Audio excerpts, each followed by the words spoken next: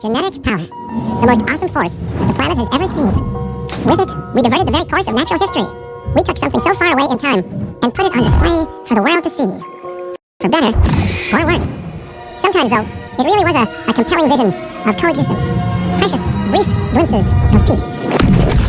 Emphasis on brief. But when nature seemed to offer correction, many people saw only a tragedy. Greed saved the dinosaurs from the volcano, only to put them in a cage. But it was compassion that set them free. Free, of course, to spread into every corner of the planet. We need to find a way to coexist. But can we put our hubris aside and work with nature this time? Can we finally allow life to find a way?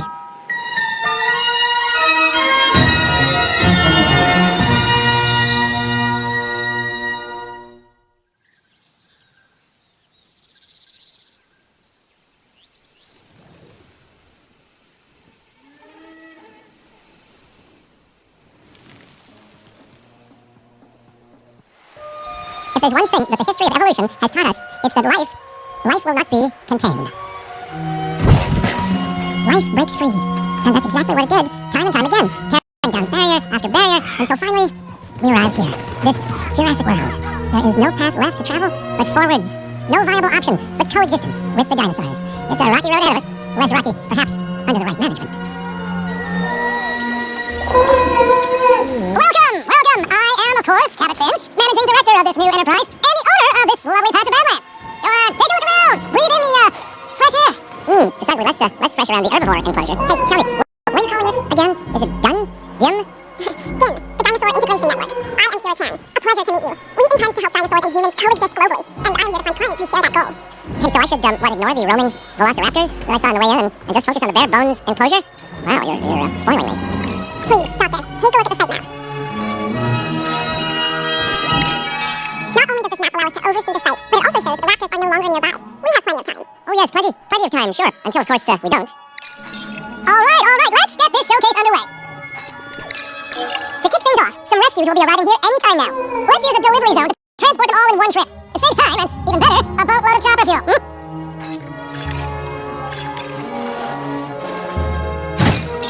Okay, perfect. When the chopper gets here, direct them to that delivery zone.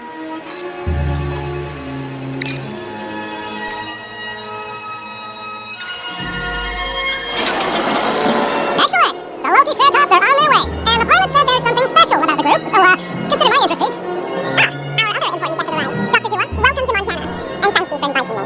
Your goal to help dinosaurs thrive has certainly caught the conservation sector's attention. I truly hope you can succeed. So do I! So do I.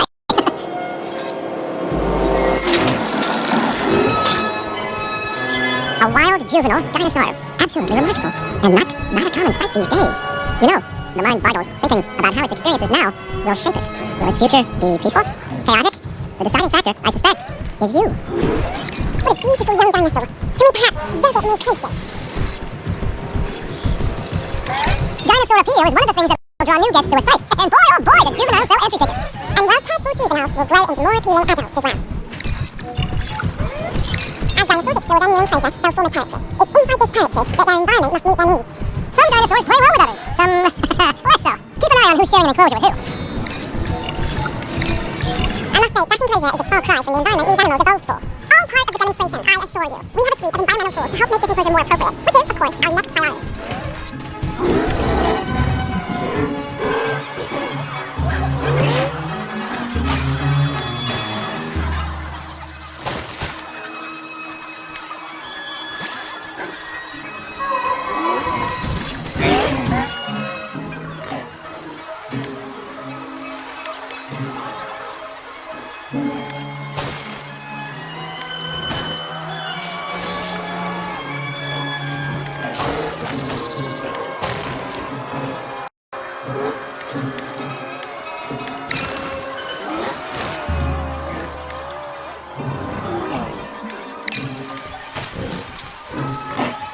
Wonderful work. Actions like this will certainly earn you a good reputation with the conservation sector.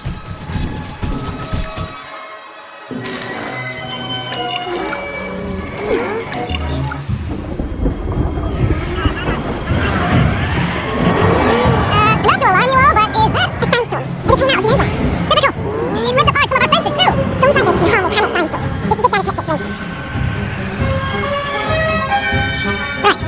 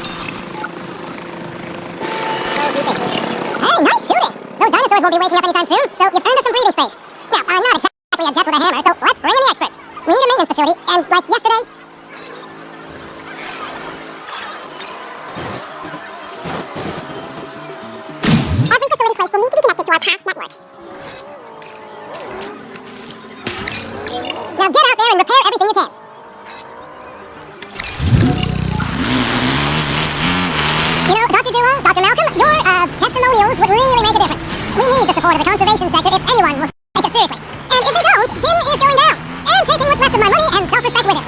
John Hammond said something similar when he brought me and the others to Jurassic Park. You know, I could dig out the report that I made for him, but I'd need to update some details, like oohs, and ahs, and running and screaming, you know, that sort of thing. I'm not sure that now is the time for that conversation, Mr. Finch. Let's focus on the task at hand for the moment.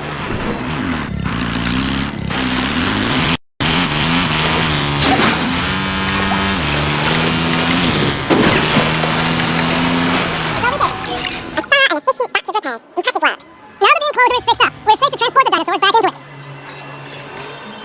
When transporting a dinosaur, first choose the animal you want to move and then pick where to send it.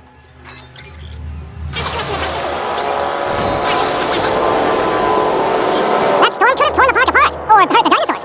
We got lucky, but luck tends to run out eventually. No need to worry. I suggested we prepare for such a thing weeks ago. And we did prepare, didn't we, Mr. Finch? Well, you know, the to-do list was pretty long. And how was I to know we'd be hit by a... Look, let's not point fingers, especially at me. Bit of a long shot, but Dr. Malcolm, any chance you can ignore the whole breakout thing? Oh boy, that arrested an awful lot of me. Okay, maybe not ignore, but focus on how well we dealt with it. No, can't blame a guy for trying, huh?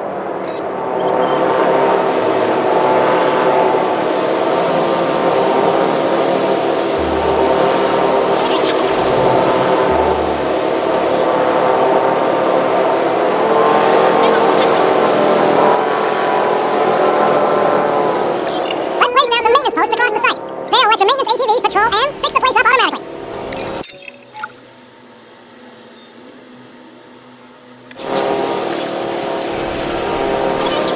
You want your maintenance posts to cover all buildings and power generators that might need repairing, refueling, or resupplying.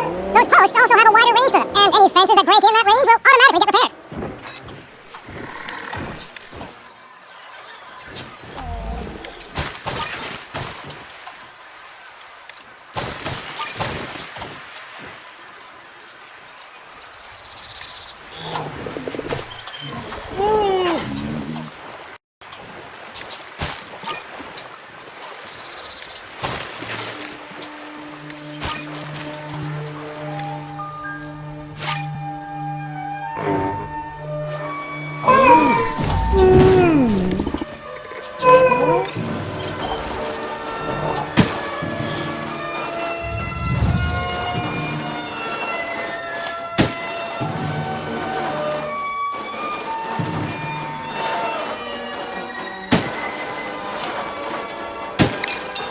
Once you've placed your maintenance post, you can directly assign a maintenance team to each one.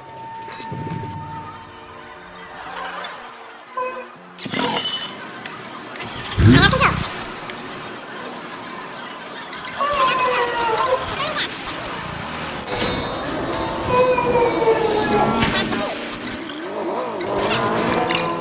I've arranged for more dinosaurs to arrive on site. They were struggling in the nearby desert, but we can give them a better life here. One moment, Gryphosaurus. Their habitat one disabled like Triceratops, so please do place them in the same enclosure. Replicating natural varied ecosystems should always be a high priority. All right then, you're the boss. Until you say you're supporting us at least, then I'm back in charge. I'm kidding. Mostly.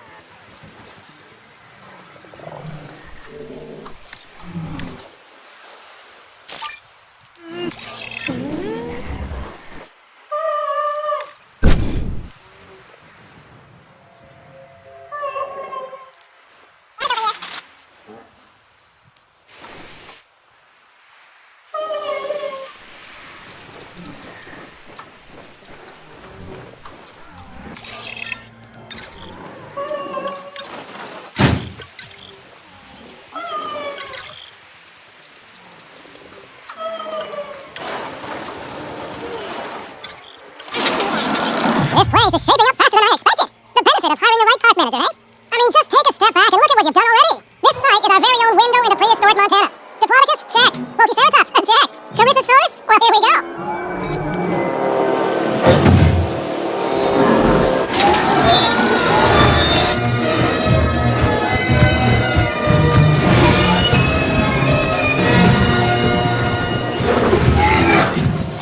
Delivery successful.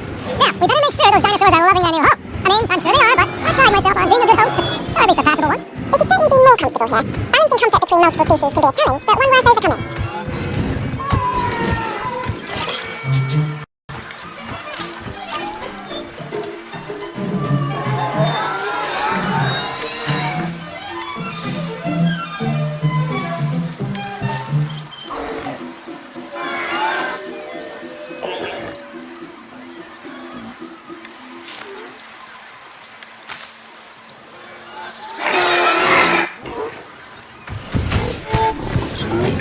Is it just me, or do those dinosaurs not look as happy as the Lokiceratops? Like many species, they need males in their herd to truly thrive. Male dinosaurs are rather rare, though, so there's little we can do. Perhaps Din isn't a good fit for the conservation sector. Your work is inspiring, but the dinosaurs need something extraordinary if they're to get a foothold in the wild. You know, the dinosaurs aren't adapting fast enough to reproduce on their own. The course of natural history is trying to reassert itself, and you simply cannot fight nature. But we could work with it. I know of a research station developing not only male dinosaur synthesis, but sustainable breeding programs too. If it will earn your support, I suggest that we all head there immediately. Just to check, we're coming back here, right? Oh, we must. If that research succeeds, we have to return to reintroduce male dinosaurs to these herds. All right, my bags are packed, so let's go.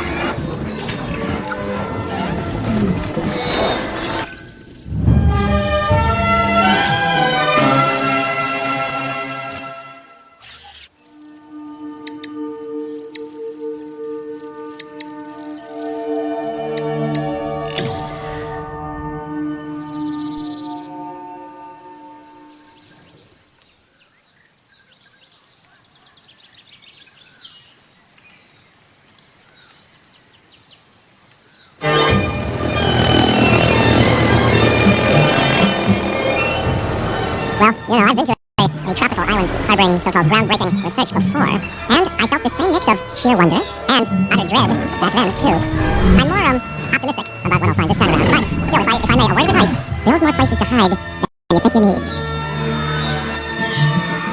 Aloha Hawaii! This is not a vacation, Mr. Finch. We are here to support pioneering research on dinosaur breeding. And to that end, I'm pleased to introduce you all to Dr. Luis Baldera, a leading paleoecologist. Dr. Baldera, the room is yours.